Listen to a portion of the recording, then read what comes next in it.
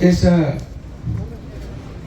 शहीदों के स्मारक जहां प्रतिवर्ष पूरा राजनांदगांव एकत्रित होता है, प्रणाम करने के लिए, पुष्पांजलि अर्पित करने के लिए हम सभी उपस्थित हुए हैं।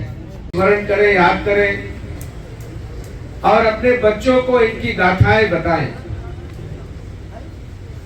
इनके संस्मरण जो हमें प्रेरणा देते हैं, जिनसे हमें सीखने को मिलता है।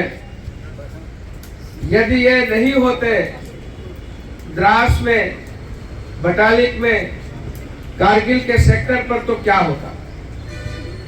और जिन्होंने अपने प्राणों की आहुति देकर के सब प्रकार से कश्मीर की रक्षा की, देश की रक्षा इन्होंने की।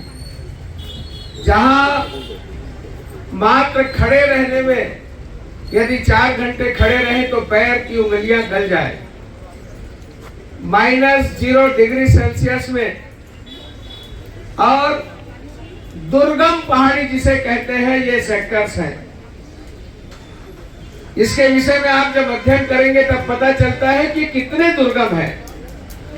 ऐसे जगहों में डटे रहना ये सामान्य बात नहीं थी।